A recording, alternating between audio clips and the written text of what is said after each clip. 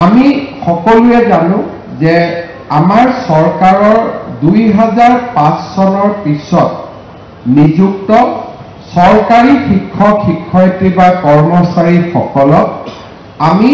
New pension scheme দিয়াৰ বাবে সিদ্ধান্ত গ্ৰহণ কৰিছিলোঁ। নিউ পেনশন স্কিম আছিলে যে চৰকাৰ আৰু কৰ্মচাৰীজনৰ অংশীদাৰিত্ব। এতিয়া অহা 1 এপ্ৰিলৰ পৰা কাৰ্যকৰী হোৱাকৈ আমি NPS যিসকল চৰকাৰী কৰ্মচাৰী আছে তেওঁলোকক আমি UPS অৰ্থাৎ ইউনাইটেড পেনশন স্কিমলৈ লৈ যাবলৈ সিদ্ধান্ত গ্ৰহণ কৰিছোঁ। ইয়াৰ ফলত দুটা ধাৰাৰ সৃষ্টি হ'ব। 10 বছৰতকৈ কম চাকৰি থকা সকলে এটা নিৰ্দিষ্ট পেনশনৰ পুঁজি লাভ কৰিব আৰু যিসকলৰ আৰু এটা পিৰিয়ড চাকৰি তেওঁলোকে সমাপন কৰিব তেওঁলোকে সম্পূৰ্ণভাৱে চৰকাৰৰ পেনশন TADA বা যাক আমি ডিয়াৰনেছ এলাউন্স বুলি কওঁ এই গোটেইবিলাক পেনশনৰ লগত জড়িত হৈ পৰিব। মই ভাবোঁ যে আমাৰ অতিৰিক্ত শিক্ষকসকল যিসকল আছিল দুটা স্লেপত যাৰ 10 বছৰ চাকৰি আছে তেওঁলোকে এটা নিয়মত আৰু যাৰ 25 বছৰ চাকৰি আছে তেওঁলোকে এটা নিয়মত UPSৰ পৰা সুবিধা পাবলৈ সক্ষম হ'ব, যিটো অহা আমাৰ বিত্তীয় বৰ্ষৰ বাজেটত তাৰ প্ৰতিফলন ঘটিব। আৰু সেই বিষয়ে মই বহুত ডিটেইলছত ক'ব খোজা নাই, কিন্তু নিশ্চিতভাৱে যোৱা কালিলৈকে য'ত আমাৰ পেনশনৰ একেবাৰে সুবিধা নাছিলে এতিয়া আমি 10 বছৰ চাকৰি থকা সকলে চৰকাৰৰ পৰা এটা নিৰ্দিষ্ট পেনশন লাভ কৰিবলৈ আমি সক্ষম হ'ম। দ্বিতীয়তে চিকিৎসাৰ ক্ষেত্ৰত মুখ্যমন্ত্ৰীৰ লোকসেৱা আৰোগ্য যোজনা। এই যোজনাৰ জৰিয়তে আমাৰ বেমাৰ আজাৰ হোৱাৰ লগে লগে আমি চৰকাৰৰ পৰা সম্পূৰ্ণ ট্ৰিটমেণ্টৰ বাবে প্ৰয়োজনীয় ধন লাভ কৰিব পাৰিম। আৰু আজি নিয়মীয়া হোৱা কৰ্মচাৰীসকলক মই অনুৰোধ কৰিম যে আমাৰ চাকৰিত যোগদান কৰাৰ পিছত প্ৰথম দৰমহা পোৱাৰ লগে লগে আমি যাতে নিজক মুখ্যমন্ত্ৰী লোকসেৱা আৰোগ্য যোজনাৰ অধীনত আমি নিজকে যাতে অন্তৰ্ভুক্ত কৰি লওঁ। ইয়াৰ ফলত আমি ৰেগুলাৰ মেডিকেল ৰিইম্বাৰ্সমেণ্ট পাবলৈ সক্ষম হ'ম। CGHC চেন্ট্ৰেল গভৰ্ণমেণ্টৰ ৰেট অনুসৰি বা তালিকা অনুসৰি আমি নিৰ্দিষ্টভাৱে এই সুবিধাসমূহ যি নিয়মীয়া চৰকাৰী কৰ্মচাৰীয়ে পাব পাৰে সেইখিনি সুবিধা আমি লাভ কৰিবলৈ সক্ষম হ'ম। তৃতীয়তে আমাৰ যিখিনি অতিৰিক্ত শিক্ষক আজি নিয়মীয়া শিক্ষক হ'ল জ্যেষ্ঠতাৰ ভিত্তিত এতিয়া তেওঁলোকে বিভিন্ন বিদ্যালয়ৰ অধ্যক্ষ বা উপাধ্যক্ষ হ'বৰ কাৰণেও তেওঁলোকে যোগ্যতা অৰ্জন কৰিব। আৰু সেই ক্ষেত্ৰত আজি ইমান দিনে আমাৰ যি বাধা আছিলে যে অতিৰিক্ত শিক্ষক কাৰণে আমি কেতিয়াও হেডমাষ্টাৰ হ'ব নোৱাৰোঁ বা প্ৰধান শিক্ষক হ'ব নোৱাৰোঁ, অধ্যক্ষ হ'ব নোৱাৰোঁ, সেই বাধা আজিৰ পৰা আঁতৰি যাব। আন শিক্ষকৰ লগত যেনেকৈ জ্যেষ্ঠতা হ'ব পাৰে তেনেকৈ আপোনালোকেও এতিয়া জ্যেষ্ঠতাৰ ভিত্তিত নিজৰ নিজৰ কৰ্মক্ষেত্ৰত অগ্ৰসৰ হ'ব পাৰিব। ইয়াৰ পিছত আমাৰ চৰকাৰে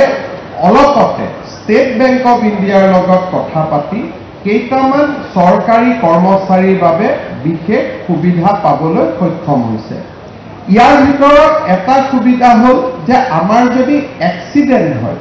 আমি ভগৱানে নকৰক কাৰোবাৰ যদি এক্সিডেণ্টেল ডেথ হয় বা কোনোবা যদি পাৰ্মানেণ্টলি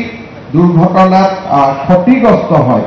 তেওঁলোকলৈকে 1 কোটি টকা পৰ্যন্ত পৰিয়ালে পাব পৰা এটা বিশেষ ব্যৱস্থাৰ সুবিধাও এতিয়াৰ পৰা আমাৰ কৰ্মচাৰীসকলৰ পৰিয়ালে লাভ কৰিব। ইয়াৰ পিছত আন এটা সুবিধা হ'ল যে ভগৱানে নকৰক কিন্তু আমি সকলোৱে জানো যে মানুহ মৰণশীল, মৃত্যুৰ যিটো চিৰন্তন সত্য সেই সত্যৰ পৰা আমি কোনেও আঁতৰি আহিব নোৱাৰোঁ। কিন্তু আজিলৈকে অসমত যদি কোনোবা চৰকাৰী কৰ্মচাৰীৰ মৃত্যু হয় তেওঁলোকক 5% কম্পেনচনেট এপইণ্টমেণ্টৰ ব্যৱস্থা কৰা হৈছিল। কিন্তু আমাৰ চৰকাৰে এটা বিশেষ নিয়ম কৰিছিলে যে যদি কোনোবা চৰকাৰী কৰ্মচাৰীৰ মৃত্যু হয় তেওঁৰ পৰিবাৰ বা তেওঁৰ পৰিয়াল যাৰ নিকট আত্মীয় বুলি কওঁ এনুকে বুলি কওঁ সেই ব্যক্তিজনে চৰকাৰী কৰ্মচাৰীজনৰ 60 বছৰ নোহোৱা পৰ্যন্ত সেই একেটা দৰমহা নিয়মিতভাৱে বেংক একাউণ্টত লাভ কৰিব আজিৰ পৰা মই নাভাবো যে ভগৱানে কৰক এনেকুৱা সুবিধা আপোনালোকৰ কোনোবাই ল'ব লাগে কিন্তু যদি পৰিবেশ আৰু পৰিঘটনাৰ ফলত আমাৰ যদি কাৰোবাৰ জীৱনত এনেকুৱা সমস্যা আহি পৰে তেতিয়াহ'লে আপোনালোক সকলোৱে বিশেষকৈ পৰিয়ালে অন্তত এটা সময়ৰ বাবেও আপোনালোকে নিজৰ পৰিয়ালৰ কথা চিন্তা কৰিব নালাগে সেই পৰিয়ালটোৱে চৰকাৰৰ পৰা দৰমহাও পাব আৰু মৃত্যুৰ পিছতো ইউনিফাইড পেনশন স্কিমৰ সুবিধা তেওঁলোকে নিৰন্তৰ পাই থাকিব আৰু ইয়াৰ লগে লগে এজন চৰকাৰী কৰ্মচাৰীৰ মৃত্যু হলে তেওঁ এক্স গ্ৰেচিয়া 10 লাখ টকা ষ্টেট বেংক অফ ইণ্ডিয়া আৰু আমাৰ চুক্তি অনুসৰি 10 লাখ টকাৰ অতিৰিক্ত লাইফ ইন্সুৰেন্স কাভাৰেজ এটাও তেওঁলোকে লাভ কৰিব এই গোটেইখিনি সুবিধাৰ লগে লগে আজিৰে পৰা আপোনালোকে আপোন বাহন আৰু আপোন ঘৰ আঁচনিটো ষ্টেট বেংক অফ ইণ্ডিয়াৰ পৰা আপোনালোকে লোন পাবলৈ সক্ষম হ'ব আৰু আপোনালোকে জানে যে এই লোন আগতে 15 লাখ টকা আছিল এইবাৰ চৰকাৰে এই লোনৰ সীমা 30 লাখ টকালৈকে বৃদ্ধি কৰিছে গতিকে 15 লাখ টকাৰ স্থানত আপোনালোকে 30 লাখ টকা পৰ্যন্ত লাভ কৰিব পাৰিব শেহতীয়াকৈ এতিয়া আমি আৰু এটা সিদ্ধান্ত লোৱাৰ পথত আছো যদিও সিদ্ধান্তটো লোৱা হোৱা নাই যে আমাৰ ঘৰত ইলেক্ট্ৰিচিটি বিল যাতে জিৰো আহে তাৰ কাৰণে আমাৰ ঘৰত প্ৰধানমন্ত্ৰী সূৰ্য ঘৰ আঁচনিৰ অধীনত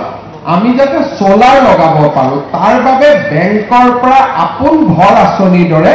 আপোনালোকে উইদাউট মৰ্টগেজ লোন পাবলৈ সক্ষম হ'ব যাতে মাহেকীয়া ইলেক্ট্ৰিচিটি বিলৰ পৰাও আমি ৰক্ষা কৰিব পাৰো অৰ্থাৎ আজি আপোনালোকৰ এই অতিৰিক্ত শিক্ষকৰ পৰা নিয়মীয়া শিক্ষকলৈ হোৱা এই যাত্ৰাৰ প্ৰথম যিটো সুবিধা আনি দিব সেইটো হ'ব পৰিয়ালটো এটা সুৰক্ষা চক্ৰৰ মাজলৈকে লৈ যাব আজি মই গৌৰৱ অনুভৱ কৰোঁ আমাক বহুতে বিভিন্ন ধৰণে কথা কৈ থাকে কিন্তু কোনোবা চৰকাৰী কৰ্মচাৰী মৃত্যু হলে আজি অসম চৰকাৰে যি সুৰক্ষাৰ চক্ৰ তেওঁলোকক দিব পাৰে ভাৰতৰ কোনো ৰাজ্যত কোনো চৰকাৰী কৰ্মচাৰীক এনে সুৰক্ষা দিব পৰা নাই আৰু এই সুৰক্ষাৰ কাৰণে আজি অসমৰ বিভিন্ন চৰকাৰী কৰ্মচাৰী উপকৃত হৈছে আৰু কৃতজ্ঞ পৰিয়ালসমূহক মই যেতিয়া লগ পাওঁ তেওঁলোকে স্পষ্টভাৱে তেওঁলোকে আমাক জনায় যে স্যাৰ আপোনালোকে ইয়া লোৱা সিদ্ধান্তৰ কাৰণে প্ৰতি মাহৰ 1 তাৰিখে মোৰ স্বামীৰ মৃত্যুৰ পিছতো মোৰ একাউণ্টত দৰমহা একেই ধৰণে আহি আছে এনেকুৱা ধৰণৰ সুৰক্ষা চক্ৰ কোনো ৰাজ্যতে আজিলৈকে কোনো চৰকাৰে দিব পৰা নাই